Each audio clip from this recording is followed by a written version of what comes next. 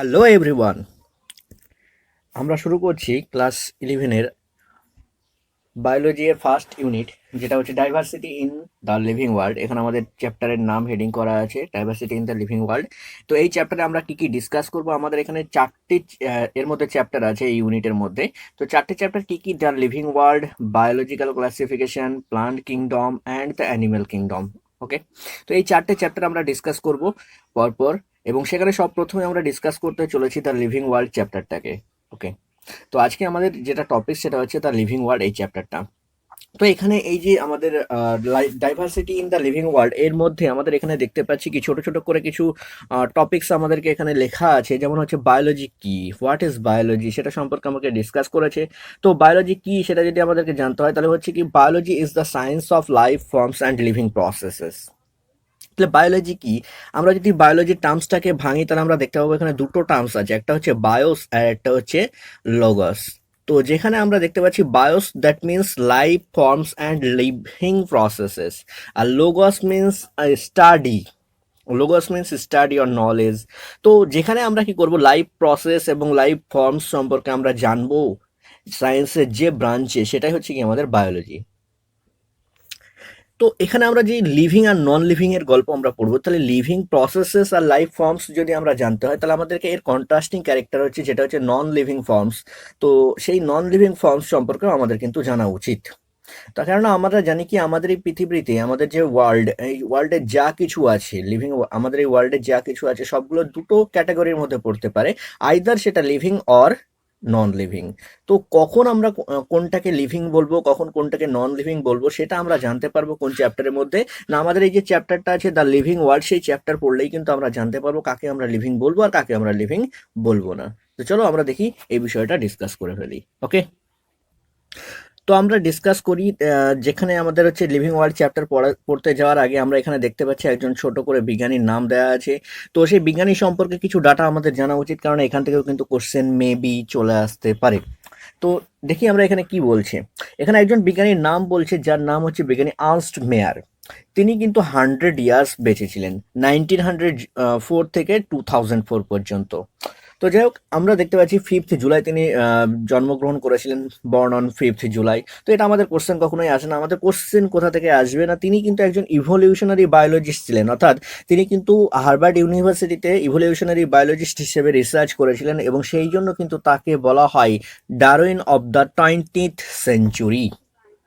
ওকে, আচ্ছা, এছাড়াও তিনি আরও একটা টাইটেল কিন্তু তিনি পেয়েছিলেন। কবে? 1975-এ তিনি কিন্তু টাইটেলটা পেয়েছিলেন, যে টাইটেলটা হচ্ছে কি Alexander Agassiz professor of geology emeritus. এই টাইটেল তিনি কিন্তু জিতেছিলেন তার কাজের জন্য। আচ্ছা, পরবর্তীতে আমরা দেখতে পাই তিনি কিন্তু বায়োলজির যে বড় বড় তিনটে প্রাইজ বা অ্যাওয়ার্ড, সেই তিনটে অ্যাওয়ার্ড কিন্তু তিনি গেইন করেছিলেন। সেই কারণে কিন্তু বলা হয় triple crown of biology was gained by বা was regarded by Ernst Mayr. সেই তিনটে প্রাইজ কি কি ছিল? Balzan prize, international prize for biology, আর এটা হচ্ছে দ্য ক্রাফোর্ড প্রাইজ। এই তিনটে প্রাইজ কিন্তু তিনি জিতেছিলেন। তো আমাদের কাছে এই তিনটে পয়েন্টই সব থেকে ভাইটাল। প্রথম পয়েন্ট হচ্ছে কি the Darwin of the 20th century was Ernst Mayr. Ernst Mayr got the title Alexander Agassiz professor of geology emeritus, and the last was the triple crown of biology was gained by or awarded by Ernst Mayr. কি কি ছিল সেই প্রাইজগুলো? Balzan prize, international prize for biology and the Crafoord prize. Okay, তো next topics আমরা যাব, যেটা হচ্ছে আমাদের চ্যাপ্টার, মেন চ্যাপ্টারের মধ্যে আমরা ঢুকবো, সেটা হচ্ছে লিভিং ওয়ার্ল্ড। আমরা এখানে দেখতে পাচ্ছি বড় করে চ্যাপ্টারের নাম হেডিং করা আছে, যেখানে আমরা দেখতে পাচ্ছি এর নাম কি দেওয়া আছে না, দ্য লিভিং ওয়ার্ল্ড। অর্থাৎ লিভিং ওয়ার্ল্ডে লিভিং অর্গানিজম যেগুলো আছে, সেই লিভিং অর্গানিজমগুলো এর ক্যারেক্টারিস্টিকগুলো কি কি হবে, কাদেরকে আমরা লিভিং অর্গানিজম বলবো আর কাদেরকে আমরা বলবো না। তো এখানে আমাদেরকে এনসিইআরটি প্রথমে ডিসকাশন করেছে যে এই যে লিভিং এই কথাটা, হোয়াট ইজ লাইফ, তাহলে লিভিং কারা এবং তাদের মধ্যে কি থাকার জন্য তারা লিভিং। তো আমরা জানি কি লাইফ থাকার কারণে কিন্তু তারা লিভিং। তো হোয়াট ইজ লাইফ সেটা ডেফিনেশন হিসেবে এখানে কিন্তু দুটো পার্সপেক্টিভকে তুলে ধরেছে আমাদের এনসিইআরটি। একটা হচ্ছে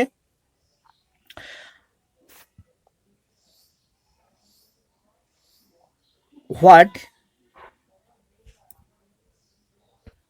এখানে আমাদের যে কোশ্চেন দুটো উঠে এসেছে সেই দুটো কোশ্চেন কি কি না আমরা দেখতে পাচ্ছি the first question is technical one question, মানে টেকনিক্যাল কোশ্চেন। সেটা কি বলছে, what living is as oppose to non living, তাহলে নন লিভিং এর অপোজিটে লিভিং কি সেই সম্পর্কে আমাদেরকে জানা, যেটা হচ্ছে আমাদের সায়েন্স ডিপার্টমেন্টের কাজ। আর দ্বিতীয়টা হচ্ছে কি, what the purpose for life is, লাইফের উদ্দেশ্য কি, জীবনের উদ্দেশ্য কি, সেটা কিন্তু ফিলোসফিক্যাল কোশ্চেন, সেটা কিন্তু আমাদের সায়েন্সের কোশ্চেন নয়। তো আমাদের কি হচ্ছে ফার্স্ট কোশ্চেনটা অ্যান্সার করবো, আমরা সেকেন্ড কোশ্চেনে অ্যান্সার নয়। তো আমাদেরকে প্রথমে জানতে হবে হোয়াট ইজ লিভিং, তবেই আমরা কি জানতে পারবো যে নন লিভিং এর থেকে লিভিংটা কোথায় কোথায় আলাদা। তো আমাদের নেক্সট টপিক যেটা শুরু হচ্ছে অ্যাকর্ডিং টু এনসিইআরটি, সেটা হচ্ছে হোয়াট ইজ লিভিং। আমাদের কোশ্চেন কিন্তু এখান থেকে শুরু হবে। ওকে, তো আমরা এখানে দেখতে পাচ্ছি আমাদের এখানে যেটা ফার্স্ট কোশ্চেন আছে সেটা হচ্ছে লাইফ কাকে বলবো। যদি আমরা লাইফ বলি তাহলে আমরা বলতে পারি যে লাইফের যে সমস্ত ক্যারেক্টারিস্টিক আছে সেই সমস্ত ক্যারেক্টারিস্টিক যাদের মধ্যে আমরা দেখতে পাবো তারাই হচ্ছে কি লিভিং, আর যাদের মধ্যে ক্যারেক্টারিস্টিক গুলো নেই, তার মধ্যে অ্যাবসেন্ট আছে, সেগুলোকে আমরা কি বলবো, নন লিভিং। তাহলে লাইফের ক্যারেক্টারিস্টিক থাকলে সেটা লিভিং, না থাকলে সেটা নন লিভিং। এখন কথা হচ্ছে লাইফের ক্যারেক্টারিস্টিক গুলো কি কি বা সেই সমস্ত ফিচারগুলো কি কি। তো আমরা দেখতে পাচ্ছি এখানে প্রথম ফিচার বলা হচ্ছে গ্রোথ, তারপর আমরা দেখতে পাচ্ছি রিপ্রোডাকশন, তারপর আমরা দেখতে পাচ্ছি অ্যাবিলিটি টু সেন্স এনভায়রনমেন্ট, এই তিনটে, আর তার সঙ্গে মাউন্ট এ সুইটেবল রেসপন্স। তো এই চারটে প্রপার্টিজকে আমরা কিন্তু মেনলি, এই চারটে প্রপার্টিজকেই কিন্তু মেনলি আমরা কি বলতে পারি, লাইফের ক্যারেক্টারিস্টিক্স। এবং সেই জন্য এখানে আমাদেরকে বলেছে কি, unique features of living organism, unique feature, living অর্গানিজমের ইউনিক ফিচার।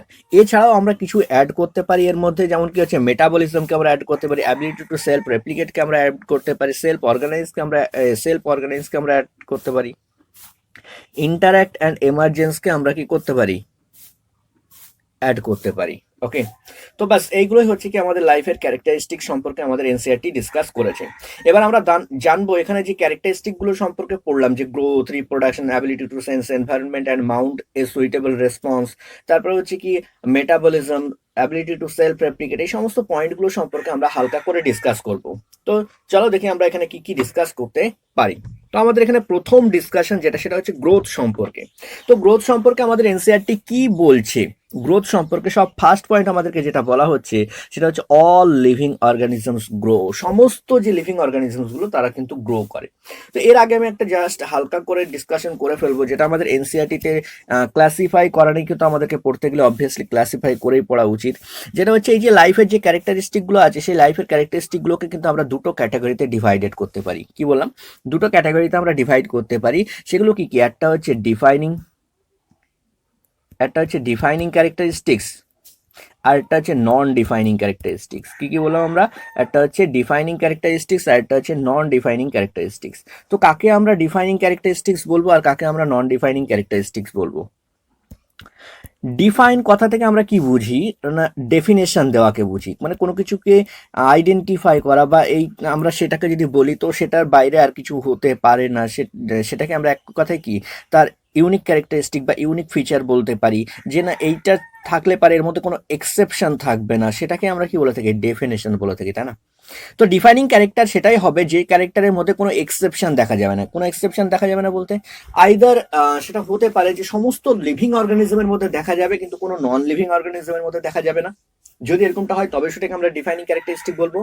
আদারওয়াইজ কি হতে পারে যে না, সমস্ত লিভিং অর্গানিজমের মধ্যে দেখা যাবে না, সমস্ত লিভিং অর্গানিজমের মধ্যে দেখা যাবে না, কিছু এক্সেপশন থাকবে যাদের মধ্যে আমরা এই ক্যারেক্টারিস্টিক দেখতে পাবো না। তো এইরকম ধরনের যে সমস্ত ফিচার বা ক্যারেক্টারিস্টিক গুলো আছে সেগুলোকে কিন্তু আমরা ডিফাইনিং ক্যারেক্টারিস্টিক্স বলে থাকি বা ডিফাইনিং ফিচার বলে থাকি। আর নন ডিফাইনিং কালারকে বলবো, যেখানে কোনো এক্সেপশন থাকবে না সেটাকে আমরা ডিফাইনিং ক্যারেক্টারিস্টিক বলবো, আর যেখানে এক্সেপশন থাকবে তাদেরকে আমরা নন ডিফাইনিং ক্যারেক্টারিস্টিক্স বলবো। তো এখানে আমাদেরকে ফার্স্ট পয়েন্ট আমরা দেখতে পাচ্ছি গ্রোথ। এখন গ্রোথ কি ডিফাইনিং প্রপার্টিজ নাকি নন ডিফাইনিং প্রপার্টিজ সেটা আমরা জানবো আমাদের এই লেখার মধ্যে। প্রথমত আমাদেরকে যেটা ডিসকাশন করেছে এখানে সেটা হচ্ছে কি অল লিভিং অর্গানিজমস গ্রো, তার মানে কি প্রথম পয়েন্টে তো আমরা এটা দেখতে পাচ্ছি যে এর কোনো এক্সেপশন থাকা উচিত নয়, কারণ আমাদের সমস্ত লিভিং অর্গানিজমস গুলো গ্রো করে। আচ্ছা, সেকেন্ড পয়েন্ট বলছে গ্রোথের ডেফিনেশন কি দিতে পারি, তাহলে গ্রোথের দুটো ডেফিনেশন হতে পারে, একটা হতে পারে increase in mass and increase in number. Mass যদি ইনক্রিজ করে সেটাও আমাদের গ্রোথ, যদি নাম্বার ইনক্রিজ করে সেটাও আমাদের গ্রোথ। কিসের, ইন্ডিভিজুয়ালসের। তাহলে এই যে ইন্ডিভিজুয়ালসের নাম্বার বা মাস দুটো যদি কোনোটাই যদি ইনক্রিজ করে তবে সেটাকে কিন্তু আমরা গ্রোথ বলবো। ওই জন্য কি বলছে আমাদের কথাটা, বলছে increase in mass and increase in number. এই সেন্টেন্সটা কিন্তু খুবই ইম্পর্টেন্ট একটা সেন্টেন্স ডিটের রেসপেক্টে। Increase in mass and increase in number of individuals are twin characteristics of growth. Twin characteristics মানে টুইন বলতে আমরা বুঝি যে একই মায়ের দুটো সন্তান যারা একই সঙ্গে প্যারালালি চলে, তাই না? তো কি হচ্ছে এখানে মাস ইনক্রিজ হওয়া এবং নাম্বার ইনক্রিজ হওয়া দুটোই কি হচ্ছে প্যারালালি চললে পারে, সেটাকে আমরা কি বলতে পারি, গ্রোথ বলতে পারি, টুইন ক্যারেক্টারিস্টিক্স, তাই না? তো আগে বাড়ি। এবার আমরা দেখতে পাচ্ছি এখানে কি আছে নেক্সট পয়েন্ট, এই যে গ্রোথ কিভাবে হয় সেই বিষয়টা আমাদেরকে ডিসকাস করছে। তো আমরা দেখতে পাবো কি গ্রোথ কিন্তু সেল ডিভিশনের মাধ্যমে মেনলি হয়ে থাকে, সেল ডিভিশনের মাধ্যমে। সেটা ইউনিসেলুলার হতে পারে বা মাল্টিসেলুলার হতে পারে। যদি ইউনিসেলুলার হয় তাহলে ইউনিসেলুলারের ক্ষেত্রে কি হচ্ছে, যদি সেল ডিভিশন হয়ে যায় তাহলে কি হচ্ছে একটা থেকে দুটো অর্গানিজম বা দুটো ইন্ডিভিজুয়াল তৈরি হয়ে যাবে, তার মানে কি নাম্বার ইনক্রিজ হচ্ছে সেক্ষেত্রে। আর যদি মাল্টিসেলুলার হয় তাহলে মাল্টিসেলুলারের ক্ষেত্রে কি হচ্ছে একটা থেকে দুটো সেল, যেন আমরা জানি কি আমরা সবাই কিন্তু মানে যত মাল্টিসেলুলার অর্গানিজম আছে সবাই কিন্তু জাইগোট থেকে কিন্তু ডেভেলপড হয়েছে। তো ফার্স্টলি কি ছিল, আমরা জাইগোট ছিলাম, তারপর সেখান থেকে দুটো সেল ডিভাইড হয়েছে না ক্লিভেজ পদ্ধতিতে, আমরা জানি হিউম্যানের ক্ষেত্রে যদি বলা হয়। তো হিউম্যানের ক্ষেত্রে কি হচ্ছে দুটো সেল প্রথমে তৈরি হয় যেগুলোকে আমরা ব্লাস্টোমেয়ার বলে থাকি। ধীরে ধীরে সেই সেলগুলো কি হচ্ছে যখন 8টা পর্যন্ত সেল হয়, 8টা থেকে 16টা সেল, তখন সেটাকে মরুলা। তারপরে যখন আরো ইনক্রিজ করে যায় 16 থেকে 32 সেল হয়, 16 থেকে 32টা কোষ হয়, তখন সেটাকে আমরা কি বলে থাকি, ব্লাস্টুলা বা ব্লাস্টোসিস্ট বলে থাকি। তারপরে যখন আরো সেটা ইনক্রিজ হয় ধীরে ধীরে গ্যাস্ট্রুলা, তারপরে ধীরে ধীরে একটা লিভিং অর্গানিজম, ধীরে ধীরে একটা ম্যাচিওর বেবি তৈরি হয়ে যায়, তাই না? তো এই যে গল্পটা, তাহলে আমরা এখানে কি দেখতে পাচ্ছি, সেল ডিভিশন হচ্ছে এবং সেল ডিভিশন হওয়ার কারণে কিন্তু কি হচ্ছে, তার মাস ইনক্রিজ হচ্ছে। তাহলে ক্রমাগত আমরা সেই ছোটবেলাতে যতগুলো সেল আমাদের বডিতে ছিল এখন কিন্তু তার থেকে অনেক বেশি সেল আমাদের মধ্যে উপস্থিত আছে। তো এর মধ্যে আমাদের কি চেঞ্জ হয়নি? অবভিয়াসলি চেঞ্জ হয়েছে। আমরা কি দেখতে পাই, আমাদের ওয়েট কিন্তু ধীরে ধীরে ইনক্রিজ করতে থাকে। তার মানে কি হচ্ছে, সেল ডিভিশনের মাধ্যমে আমাদের মাস ইনক্রিজ হচ্ছে। তাহলে ইউনিসেলুলারের ক্ষেত্রে যদি সেল ডিভিশন হয় তাহলে নাম্বার ইনক্রিজ হবে, আর মাল্টিসেলুলারের ক্ষেত্রে যদি সেল ডিভিশন হয় তাহলে সেখানে মাস ইনক্রিজ হবে। সেল নাম্বার তো ইনক্রিজ হবেই, তার সঙ্গে মাসও কিন্তু ইনক্রিজ হবে। তো এই জন্য বলা হচ্ছে ফার্স্টেই যে multicellular organisms grows by cell division, cell ডিভিশনের মাধ্যমে গ্রো করে। এখন মাল্টিসেলুলার অর্গানিজমের কথা মাথায় আসলে আমাদের দুটো গ্রুপের কথা মাথায় আসে, একটা হচ্ছে প্লান্ট আর একটা হচ্ছে অ্যানিমেল। তো এখানে আমরা দেখতে পাবো কি প্লান্ট আর অ্যানিমেলের কিন্তু গ্রোথের ডিফারেন্স আছে। কি ডিফারেন্স? বলছে প্লান্টস এর বডিতে কিন্তু cell division through out the life হয়ে থাকে, মানে কি সারা জীবন ধরে হতে থাকে। কেন?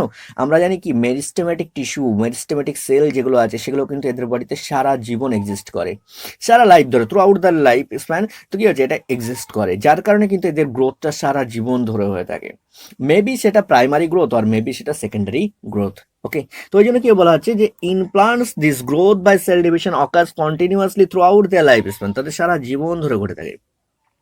আর যদি আমরা দেখি উল্টো দিকে যে অ্যানিমেলস এর ক্ষেত্রে কি হবে, তাহলে আমরা সেখানে অ্যান্সার পাবো কি না, অ্যানিমেলস এর কিন্তু সারা জীবন ধরে গ্রোথ হয় না। অ্যানিমেলস এর ক্ষেত্রে কি হয়, এই গ্রোথটা একটা নির্দিষ্ট বয়স পর্যন্ত আমরা দেখতে পাই। তাই এনসিআরটি বলছে in animals this growth is seen only up to a certain age, একটা নির্দিষ্ট এজ পর্যন্ত কিন্তু এই এটা হয়ে থাকে। আচ্ছা, এছাড়াও কি হতে পারে, সেল ডিভিশনের মাধ্যমে আমরা আর কি দেখতে পেতে পারি না, সেল ডিভিশনের মাধ্যমে কখনো কখনো আমাদের বডিতে কি হচ্ছে, কখনো কোনো অ্যাক্সিডেন্টের কারণে বা যে কোনো বাই চান্স কখনো যদি কেটে যায়, কাট হয়ে যায়, তো আমরা জানি কি সেই কাটিংটা কিন্তু পুরোপুরি কি হচ্ছে, রিকভারি হয়ে পড়ে, তাই না? তো অনেক সময় সম্পূর্ণটা হয় না, তো যাই হোক রিকভারি কিছুটা হলেও হয়। তো সেই জন্য বলছে যে cell division occurs in certain tissues to replace lost cells, যে লস্ট সেলসগুলো আছে সেগুলোকে কিন্তু আমরা কি করতে পারি, রিপ্লেস করতে পারি। তারপরে কি বলছি, unicellular organisms grow by cell division. এখানে সেই যে ফার্স্টে বলেছিলাম ইউনিসেলুলার মাল্টিসেলুলার দুজনেই কিন্তু সেল ডিভিশনের মাধ্যমে গ্রো করবে, তো এখানে সেটাই আবার কিন্তু নিয়ে আসা হয়েছে।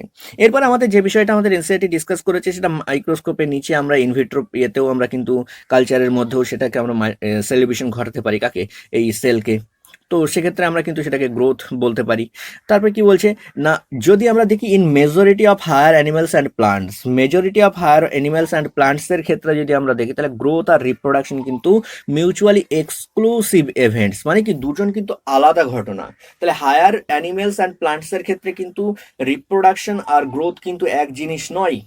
কিন্তু একটা জিনিস আমরা ভালো করে জানি, আমরা পড়ে থাকি জেনারেলি যে রিপ্রোডাকশনের পার্টে, যে যদি আমরা গ্রোথের এই সরি ইউনিসেলুলার অর্গানিজমের কথা বলি, তাহলে আমরা এর রিপ্রোডাকশন মেথডে কিন্তু একটা মেথড পড়ে থাকি ফিশন, তাই না? আর সেখানে বাইনারি ফিশন আমরা পড়ে থাকি। তো এই বাইনারি ফিশনের এক্সাম্পলে কিন্তু আমরা দেখে থাকি সেখানে unicellular organisms reproduction reproduce by binary fission. তার মানে কি, বিভাজিত হচ্ছে সেল ডিভিশনের মাধ্যমে কিন্তু ইউনিসেলুলার অর্গানিজমগুলো তাদের রিপ্রোডাকশনও কমপ্লিট করে, আবার একই সঙ্গে তারা কিন্তু সেখানে তাদের গ্রোথও কমপ্লিট করছে। তাহলে তাদের ক্ষেত্রে কিন্তু মিউচুয়ালি এক্সক্লুসিভ ইভেন্টস নয়, তাদের ক্ষেত্রে কিন্তু সেম ঘটনা। কোনটা? এই যে গ্রোথটা। তাহলে growth and reproduction are mutually exclusive কাদের জন্য? Majority of higher animals and প্লান্টসের জন্য। আর যদি আমরা অন্যদিকে বলি যে growth and reproduction are mutually inclusive, দুজন দুজনের সঙ্গে রিলেটেড ঘটনা কাদের জন্য? ইউনিসেলুলার অর্গানিজমের জন্য। ওকে, আচ্ছা, চল নেক্সট পয়েন্টে আমরা কি দেখি।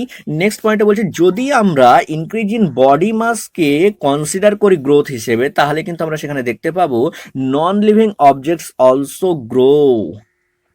কেন গ্রো করে? আমরা দেখতে পাবো এক্সাম্পল মাউন্টেন্স। কি হচ্ছে, যখন হিমালয় মাউন্ট এভারেস্ট তৈরি হয়েছিল তখন কি আছে, প্রথমত কিন্তু তার হাইট এই 6,848 ছিল না, বা 6,848 ছিল না। প্রথমত কি ছিল, কম ছিল। তারপরে ধীরে ধীরে ধীরে ধীরে বাড়তে বাড়তে কিন্তু আজ এতটা হাইট এসছে। তো এই যে হাইটটা ডেভেলপ হয়েছে, সেটা কি কারণে ডেভেলপ হয়েছে? কারণ কি, সেখানে আমরা জানি যে তার ইনক্রিজ হচ্ছে। কিসের ইনক্রিজ হচ্ছে? মাস। কিভাবে ইনক্রিজ হচ্ছে না, সেখানে আমরা জানি কি এই যে রক্স বা বাংলাতে শিলা বলা হয়, তো সেই রক্স বা শিলাগুলো কিন্তু সেখানে সঞ্চিত হওয়ার কারণে ধীরে ধীরে কি হচ্ছে, তার হাইট কিন্তু ক্রমাগত বাড়ছে। ঠিক একই রকম ভাবে কি হচ্ছে, স্যান্ড মাউন্টস, বোল্ডার্স, এরাও কিন্তু কি হচ্ছে, ক্রমাগত বেড়ে যায়। কি জন্য? তাদের বডি মাস ইনক্রিজ হওয়ার জন্য। তো এই যে ডেভেলপমেন্ট, এদের ক্ষেত্রেও তো আমরা গ্রোথ দেখতে পাচ্ছি। কখন? যখন আমরা ইনক্রিজ ইন বডি মাসটাকে তাদের কনসিডার করছি গ্রোথের ডেফিনেশন হিসেবে, তখন কিন্তু এদেরও কিন্তু গ্রোথ হচ্ছে, কিন্তু এদের মধ্যে নাম্বার ইনক্রিজ হওয়ার পসিবিলিটি আমরা দেখতে পাই না। ওকে, যেমনটা আমরা সেল ডিভিশনের মাধ্যমে আমাদের ইউনিসেলুলার বা মাল্টিসেলুলার ক্ষেত্রে দেখতে পাচ্ছিলাম। তো এখানে কি ঘটনা, তাহলে এদের মাঝখানে পার্থক্য কি? লিভিং আর নন লিভিং এর মাঝখানে ডিফারেন্স কি গ্রোথের ক্ষেত্রে? তো সেই জন্য আমাদের এনসিইআরটি কি বলছে, this kind of growth by non living objects, মানে growth exhibited by non living objects are is by accumulation of material on the surface. মানে কি, সারফেসে। তো আমরা যদি স্যান্ড মাউন্টস এর কথা বলি, তাহলে স্যান্ডস গুলো কি হচ্ছে, সারফেসে যখন কি হচ্ছে অ্যাকিউমুলেট হতে শুরু করেছে, সেই অ্যাকিউমুলেট হতে হতে হতে হতে কি হচ্ছে, তার হাইটটা ইনক্রিজ হচ্ছে বা তার গ্রোথ হচ্ছে। আবার যখন উল্টো দিকে আমরা দেখবো মাউন্টেন্স এর গল্প, তো সেখানেও কি হচ্ছে, সারফেসে কি হচ্ছে, রক্স গুলো স্টোরড হওয়ার কারণে বা অ্যাকুমুলেট হওয়ার কারণে ধীরে ধীরে কিন্তু তার হাইট ইনক্রিজ হতে চলেছে। তো এটা হচ্ছে কি, সারফেসে অ্যাকুমুলেট হওয়ার কারণে। অর্থাৎ এই ধরনের গ্রোথগুলোকে আমরা অ্যাক্ট্রেশনারি গ্রোথ বলতে পারি। মানে এদের যে গ্রোথ, এই টার্মসটাকে আমরা বলে থাকি কি, অ্যাক্ট্রেশনারি গ্রোথ। অ্যাক্ট্রেশনারি গ্রোথ।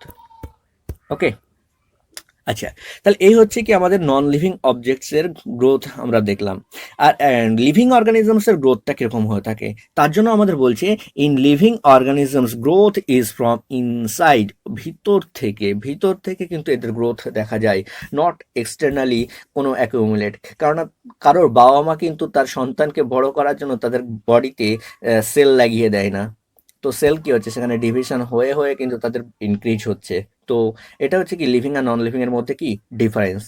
আচ্ছা, তো আমরা দেখি যে লিভিং আর নন লিভিং এর গ্রোথ সম্পর্কে দেখলাম, গ্রোথের সমস্ত বিষয়গুলো দেখলাম। এখন আমাদের কোশ্চেন উঠে আসছে যে আমরা ফার্স্টেই বলেছিলাম যে লাইফের ক্যারেক্টারিস্টিক গুলো দু রকমের হয়ে থাকে, either defining or non defining.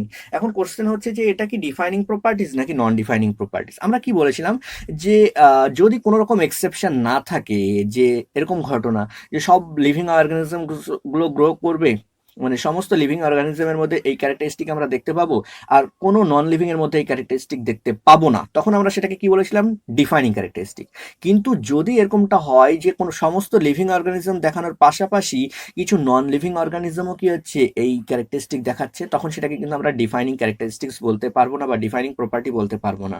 তো এখানে আমাদের কি দেখতে পাচ্ছি, লিভিং অর্গানিজমস গুলো গ্রো করছে, তার পাশাপাশি নন লিভিং অর্গানিজমসও গ্রো করছে। তার মানে কি অবভিয়াসলি কিন্তু এটা কোনো ডিফাইনিং ক্যারেক্টারিস্টিক্স হতে পারে না। তাই বলছে can not taken as defining property of living organisms. আমরা কিন্তু এটাকে ডিফাইনিং প্রপার্টি হিসেবে বলতে পারবো না। ওকে, তার সঙ্গে আরও আমরা একটা এক্সপ্লেনেশন দিতে পারি, শুধু যে নন লিভিংগুলো গ্রো করছে তাই নয়, এখানে আমাদেরকে বলছে a dead organisms does not grow, একটা ডেড অর্গানিজমও কিন্তু গ্রো করতে পারে না। ওকে, তো যাই হোক, এই হচ্ছে আমাদের এতক্ষণ পর্যন্ত ডিসকাশন। আমরা গ্রোথ সম্পর্কে এই সমস্ত পয়েন্টসগুলো পড়লাম, এগুলো আমাদের জেনারেলি ইম্পর্টেন্ট। ওকে, নেক্সট টপিক্সে আমরা চলে আসি, সেটা হচ্ছে রিপ্রোডাকশন সম্পর্কে। আমাদেরকে বলছি যে আমরা পড়েছিলাম যে গ্রোথের পাশাপাশি রিপ্রোডাকশনও কিন্তু একটা কি আমাদের প্রপার্টিস, কিসে লাইফের প্রপার্টিস, তো অবভিয়াসলি লিভিং অর্গানিজমসেরও প্রপার্টিস। তো এখানে আমরা রিপ্রোডাকশন সম্পর্কে কি জানি? আমরা জানি যে রিপ্রোডাকশন সমস্ত লিভিং অর্গানিজমে দেখা যায়। Reproduction is a characteristics of living organisms. আর কি বলছি, যদি আমরা মাল্টিসেলুলারের কথা বলি তাহলে এই রিপ্রোডাকশন মেবি 3 রকম প্রসেসে হতে পারে। কি কি হতে পারে না, vegetative reproduction, asexual reproduction and sexual reproduction. তো এখানে কি বলছে, ডেফিনেশনের রিপ্রোডাকশনের একটা ডেফিনেশন আমাদেরকে দিচ্ছে। বলছে in multicellular organisms reproduction refers to the production of progeny possessing features more or less similar to the প্যারেন্টসের সঙ্গে মোর সিমিলার বা লেস সিমিলার কি হচ্ছে, কোনো একটা প্রোজেনি প্রোডাকশনের ঘটনাকে আমরা কি বলবো, রিপ্রোডাকশন বলবো। আমাদেরকে সিম্পলি একটা ডেফিনেশন এখানে দেওয়া হয়েছে। তো এই ধরনের রিপ্রোডাকশনকে জেনারেলি আমরা কি বলে থাকি, সেক্সুয়াল রিপ্রোডাকশনের কথা বলে থাকি। কিন্তু অ্যাসেক্সুয়াল রিপ্রোডাকশন মানে অ্যাসেক্সুয়াল মেথডেও কিন্তু রিপ্রোডাকশন করা যেতে পারে বা করতে পারে কারা, মাল্টিসেলুলার অর্গানিজমস।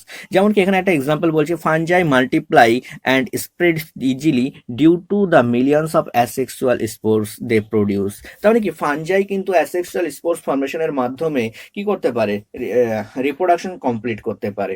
আমরা জানি ফানজাইয়ের রিপ্রোডাকশন ক্ষেত্রে যে অ্যাসেক্সুয়াল স্পোর্সগুলো আছে কি কি, আমরা জানি কনিডিয়া আছে, অয়েডিয়া আছে, জু স্পোর্স আছে। তো এগুলো সবই কি হচ্ছে, অ্যাসেক্সুয়াল স্পোর্স, যাদের মাধ্যমে কি করতে পারে, এটা রিপ্রোডাকশন কমপ্লিট করতে পারে, অ্যাসেক্সুয়াল রিপ্রোডাকশন কমপ্লিট করতে পারে।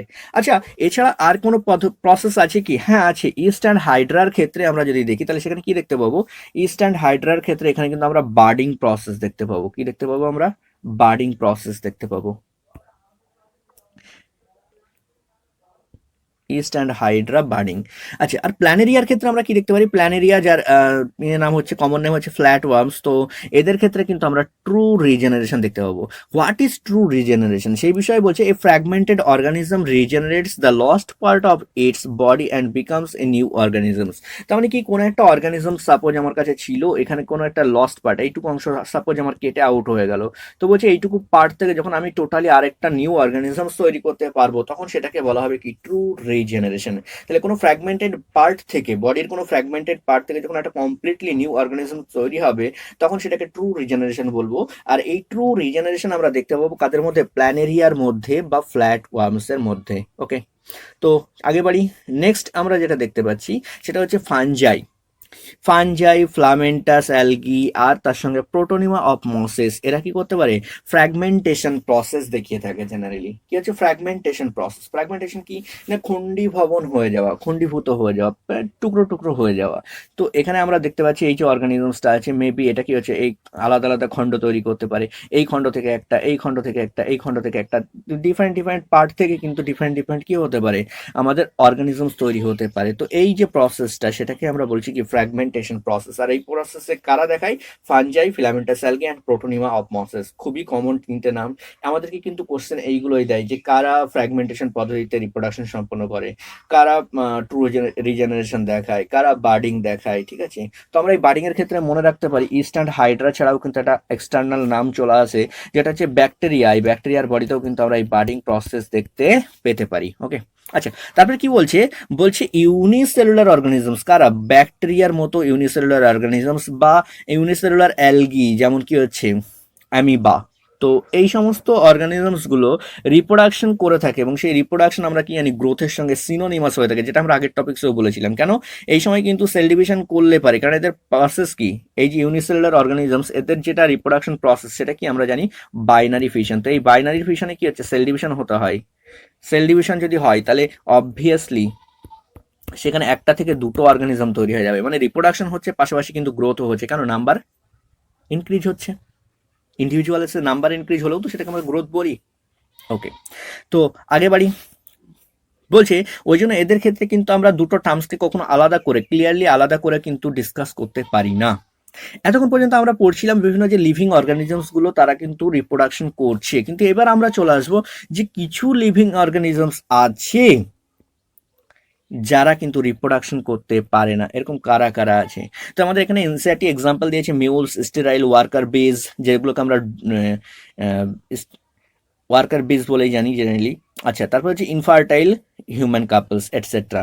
ইনফার্টাইল হিউম্যান কাপলস যারা কিন্তু তাদের বেবি গেইন করতে পারে না। তো এই হচ্ছে কি আমাদের প্রসেস।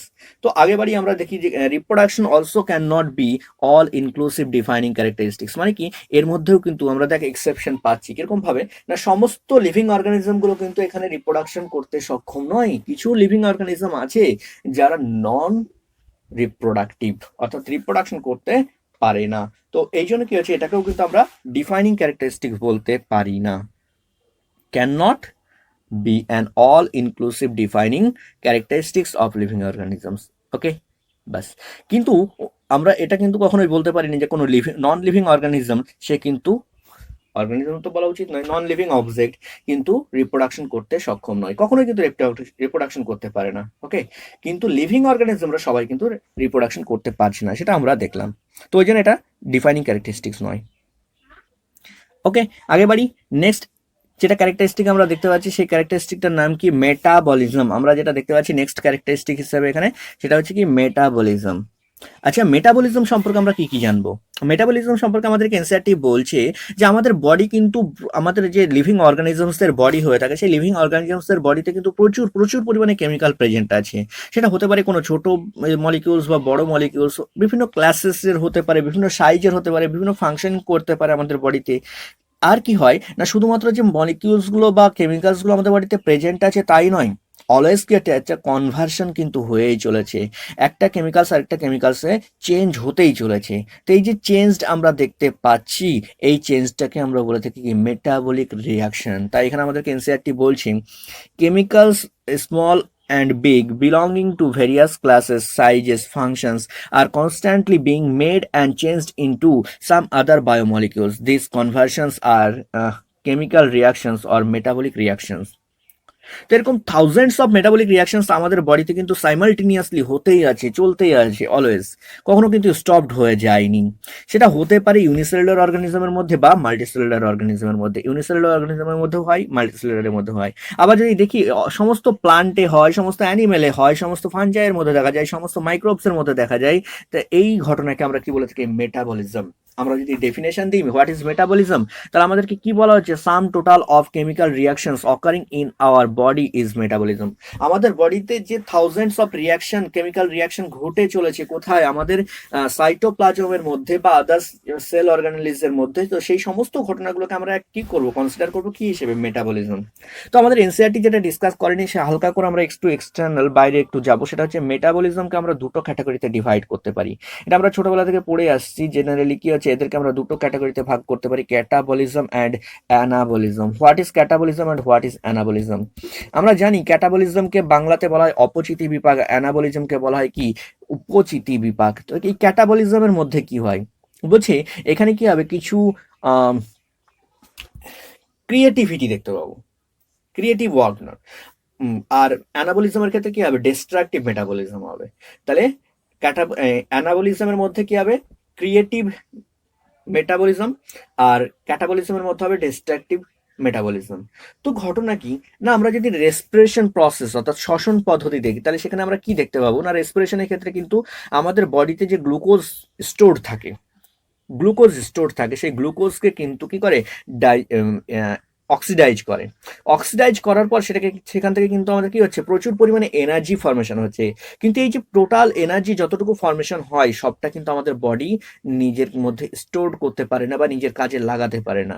তার সামান্য পরিমাণ পার্ট যেটা কি হচ্ছে, নিজের ইয়েতে কাজে লাগাচ্ছে, আর বাকিটা কিন্তু কি হচ্ছে? রেসপিরেটরি সিস্টেমের মাধ্যমে নষ্ট হয়ে যাচ্ছে। অর্থাৎ কি, আমাদের বডি মেটাবলিক রেট বেড়ে যায়, যার কারণে কি হচ্ছে? বডি কিন্তু থার্মাল এনার্জি রূপে বা হিট রূপে আমাদের বডি থেকে বাইরে বের করে দেয়। তো এই হচ্ছে কি, এখানে কিন্তু আমাদের বডিতে যে পরিমাণ মাস ছিল সেই মাসটাকে কি করছে, ডিক্রিজ করছে, ডিস্ট্রাক্ট করছে। ওই জন্য কি বলা হচ্ছে এটাকে ডিস্ট্রাকটিভ। তাহলে ক্যাটাবলিজমের এক্সাম্পল হিসেবে আমরা বলতে পারি কি, রেসপিরেশন। এটা কিন্তু একটা অন্যতম কি ঘটনা। আচ্ছা, অ্যানাবলিজমের ক্ষেত্রে কি বলতে পারি, না যদি এর এক্সাম্পলে দেখি আমরা, তাহলে কি ফটোসিনথেসিস বলে একটা ঘটনা আমরা জানি, যেটা প্লান্টের বডিতে দেখা যায়। তো ফটোসিনথেসিসে কি হয়, না আমরা জানি কি বাতাসের কার্বন ডাই অক্সাইড, এয়ার থেকে কার্বন ডাই অক্সাইড কে নিচ্ছে, আর সয়েল থেকে কি নিচ্ছে, ওয়াটার কে নিচ্ছে, নিজের বডিতে কিন্তু রিয়াকশন ঘটিয়ে, চেঞ্জ ঘটিয়ে কি তৈরি করছে, গ্লুকোজ ফর্মেশন করছে। এই গ্লুকোজগুলো স্টার্চ রূপে কিন্তু তার বডিতে স্টোরড হচ্ছে, স্টার্চ রূপে। তো তার মানে কি, সে বাইরের কোনো কেমিক্যালকে বডির মধ্যে ইনপুট করছে এবং সেখানে স্টোরড করছে।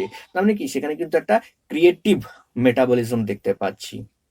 তো ওই জন্য এই প্রসেসটাকে আমরা কি বলতে পারি, অ্যানাবলিজমের এক্সাম্পল। তাহলে অ্যানাবলিজমের এক্সাম্পল হতে পারে আমাদের কাছে ফটোসিনথেসিস।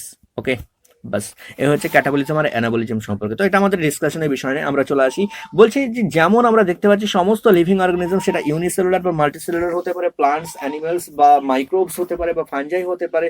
তো এদের মধ্যে আমরা মেটাবলিজম দেখে থাকি। ঠিক উল্টো দিকে কোনো নন লিভিং অবজেক্ট কিন্তু কখনো মেটাবলিজম শো করতে পারে না বা এক্সিবিট করতে পারে না। তাই বলছে no non living object exhibits metabolism. কোনো নন লিভিং অবজেক্ট কিন্তু মেটাবলিজম দেখায় না। হ্যাঁ, অবভিয়াসলি আমরা কিছু মেটাবলিক রিয়াকশনকে বাইরে ঘটাতে পারি, সেল ফ্রি সিস্টেমের মধ্যে ঘটাতে পারি। তাই বলছে metabolic reactions can be demonstrated outside the body in cell free system. Cell free সিস্টেমের মধ্যে বডির বাইরে কিন্তু আমরা এই রিয়াকশন ঘটাতে পারি, কিন্তু সেটা কখনো লিভিং অর্গানিজম হতে পারে না। সেটা living reaction obviously, but not the living organism. তো বলছে an isolated metabolic reactions outside the body of an organism performed in a test tube is neither living nor non-living. না তো এটা লিভিং, না তো এটা নন লিভিং। কি, while metabolism is a defining feature of all living organisms without exception। তার মানে কি, আমরা বলতে পারি কি এটা একটা ডিফাইনিং ফিচার। কারণ আমাদেরকে কি বলছে, মেটাবলিজম কিন্তু কোনো রকম এক্সেপশন ছাড়াই ডিফাইনিং প্রপার্টিস হচ্ছে। কারণ কি হচ্ছে, সমস্ত লিভিং অর্গানিজমের মধ্যে দেখা যাচ্ছে, আর কোনো নন লিভিং অবজেক্টের মধ্যে আমরা দেখতে পাচ্ছি না। তো এটাই হচ্ছে কি ডিফাইনিং ক্যারেক্টারিস্টিক্স এর অন্যতম কন্ডিশন। তো সেটা আমাদের এখানে ফিলফিল হচ্ছে। তারপর বলছে isolated metabolic reactions in vitro, মানে বডির বাইরে, ওই যে টেস্ট টিউবের মধ্যে আমরা এক্সপেরিমেন্ট করছিলাম। তো সেখানে কি বলছে, নট লিভিং থিংস, তারা কিন্তু লিভিং থিংস নয়, বাট শিওরলি লিভিং রিয়াকশনস, কিন্তু সেটা অবভিয়াসলি লিভিং রিয়াকশন। ওকে, তো এই হচ্ছে আমাদের মেটাবলিজম সম্পর্কে আমরা ডিসকাস করলাম কিছু ডাটা। এরপর আমরা আসবো নেক্সট কি বলছি, বলছে cellular organisation. Cellular organisation of the body is the defining feature of life forms. তাহলে কি হচ্ছে সেলুলার অর্গানাইজেশন, মানে কি, আমরা জানি আমাদের বডিতে কি হচ্ছে, সেল, আমাদের বডি সেল দ্বারা গঠিত। সেটা হতে পারে ইউনিসেলুলার বা মাল্টিসেলুলার, কিন্তু অবভিয়াসলি কি হচ্ছে, সমস্ত লিভিং অর্গানিজম গুলো সেল দ্বারাই গঠিত। আমরা কি দেখতে পাই, ভাইরাস, যেটা অ্যাসেলুলার নেচারের হয়ে থাকে। ওই জন্য কিন্তু আমরা এটাকে না তো লিভিং বলে থাকি, না তো নন লিভিং বলে থাকি। কেন এটাকে লিভিং বলতে পারি না? কারণ কি, এদের মধ্যে সেল অর্গানাইজেশন নেই, সেলুলার অর্গানাইজেশন নেই। কিন্তু অন্যদিকে এর মধ্যে কি আছে, মেটাবলিজম করার পসিবিলিটি আছে। কখন, সেটা যদি হোস্ট বডিতে চলে আসে, এটা মেটাবলিজম শো করতে পারে, এদের ডিএনএ রেপ্লিকেশন করতে পারে, মানে সেলফ রেপ্লিকেশন এরা করতে পারে। তো এই ফিচারগুলো তো আছে যেগুলোকে আমরা লিভিং অর্গানিজমের ফিচার দেখতে পাচ্ছি, কিন্তু সেলুলার অর্গানাইজেশন না থাকায় এটাকে আমরা কি বলছি, অ্যাজ সেলুলার অর্গানিজম বলে থাকি। ওকে, তো ওই জন্য এটাকে আমরা কি নন লিভিংও বলে থাকি। তাই আমরা দেখতে পাচ্ছি সেলুলার অর্গানাইজেশন থাকাটা কিন্তু অব্লিগেটরি, বাধ্যতামূলক, থাকতেই হবে, নাহলে কিন্তু আমরা সেটাকে ডিফাইনিং সেটাকে লিভিং অর্গানিজম বলতে পারবো না। আর সেই জন্যই কিন্তু আমরা এটাকে কি বলছি, ডিফাইনিং ফিচার বলছি। তারপরে বলছে দেখ নেক্সট প্যারাতে কি বলছে, the most obvious and technically complicated feature of all living organism is this ability to sense their surroundings or environment and respond to these environmental stimuli which could be physical, chemical or biological। তাহলে most obvious কথাটাকে যুক্ত করেছে, তার মানে যেটা থাকতেই হবে একটা লিভিং অর্গানিজমের মধ্যে, সেটা কি হচ্ছে, এই ফিচারটা। কোনটা, অ্যাবিলিটি টু সেন্স এনভায়রনমেন্ট। ওকে, আচ্ছা কি বলছে, তার সঙ্গে সঙ্গে শুধু এটাই নয়, মোস্ট অবভিয়াসই নয়, technically complicated feature of all living organisms is ability to sense surroundings or environment। শুধু সেন্স করলেই হবে না, তাকে রেসপন্ডও তো করতে হবে। তাহলে আমরা পড়েছিলাম যে থার্ড যেটা আমাদের প্রপার্টিস ছিল একদম স্টার্টিং এ, সেটা কিন্তু এটাই ছিল। আচ্ছা, এখন কথা হচ্ছে যে স্টিমুলিতে, এনভায়রনমেন্টাল স্টিমুলিতে কি করতে হবে, রেসপন্ড করতে হবে। তো এই যে এনভায়রনমেন্টাল স্টিমুলি, সেগুলো কিরকম হতে পারে, তার নেচার কি হতে পারে? তো স্টিমুলিগুলো নেচার হতে পারে physical, maybe chemical, maybe biological. কেমন ব্যাপার? ফিজিক্যালি যদি আমরা বলি তাহলে কি হচ্ছে, তুই হাতটাকে নাড়াতে গেলি তোর বাড়ির ওয়ালে, কি হচ্ছে, সঙ্গে সঙ্গে লাগলো, তাহলে কি ওটা তো ওয়ার্ল্ড, যেটা সেটা তো নন লিভিং অবজেক্ট, তাহলে কি ফিজিক্যাল তো। তাহলে সেই ফিজিক্যাল সামথিং কিছুতে তোর হাতটা হিট হলো, আঘাত পেলো, যার কারণে কিন্তু তুই একটা রেসপন্স কি করলি, সঙ্গে সঙ্গে হাতটাকে টেনে নিলি, দিয়ে হাতটাকে একটু ফু দেওয়া বা হাতটাকে নিয়ে একটু আহ, হাত দিয়ে ডলাডলি করা যাতে ব্যথাটা না হয়, সেই জন্য। তো এই যে এটাই কিন্তু ফিজিক্যাল স্টিমুলি। আচ্ছা, কেমিক্যাল স্টিমুলি কি হতে পারে? কেমিক্যাল স্টিমুলি কি হতে পারে? সাপোজ তুই ল্যাবে কাজ করছিস, ল্যাবে কাজ করতে করতে কি হচ্ছে, তুই অ্যাসিড নিয়ে এক্সপেরিমেন্ট করছিস, সামান্য পরিমাণে অ্যাসিড তোর হাতে পড়ে গেল, আই হোপ কি না হয়।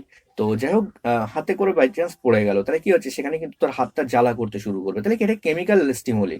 তাহলে তোর হাত কিন্তু জ্বালা করতে শুরু করছে, তার মানে কি কেমিক্যাল স্টিমুলির প্রতি কি হচ্ছে, রেসপন্স করছে।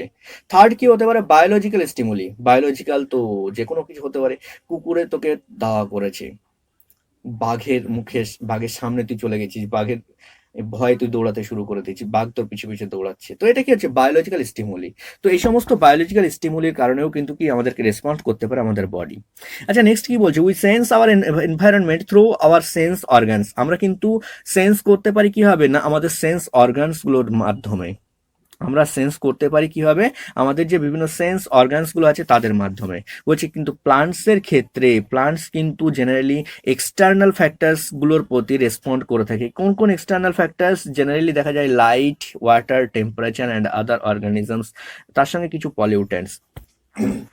যদি আমাদের এদের এক্সাম্পলে আসি, তাহলে কি আমরা লাইটের, আমরা পড়ে এসেছি ফোটোট্রপিক মুভমেন্ট।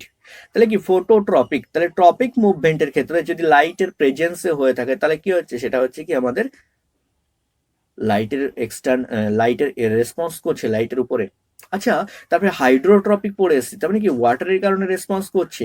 আচ্ছা, টেম্পারেচার আমরা পড়ে এসেছি যে থার্মোনাস্টিক মুভমেন্ট, তো সেখানে কি হচ্ছে, টেম্পারেচারের কারণে মুভমেন্ট করছে। যেমন আমরা দেখে দেখি তেঁতুল পাতা হয়ে থাকে, জেনারেলি কি হচ্ছে, দুপুরের দিকে নুয়ে পড়ে, আবার বিকাল হলে কিন্তু সেটা সতেজ হয়ে পড়ে। কেন? টেম্পারেচার দুপুরের দিকে হাই টেম্পারেচার, যখন কি হচ্ছে, সেখানে বাষ্পমোচন অত্যাধিক হারে হয়ে গেছে, তো যার কারণে কি হচ্ছে, সে পাতাগুলো নুয়ে পড়ে। আবার কি হচ্ছে, বিকাল বেলাতে যখন কি হচ্ছে, টেম্পারেচার কমে যায়, তখন কি হচ্ছে, সে আবার ওয়াটার অ্যাবজর্পশনের মাধ্যমে সেখানে ওয়াটার সাপ্লাই দিয়ে দেয়, ফ্ল্যাসিড হয়ে পড়ে, ফলে কি হচ্ছে, উপস্থিত সতেজ হয়ে পড়ে।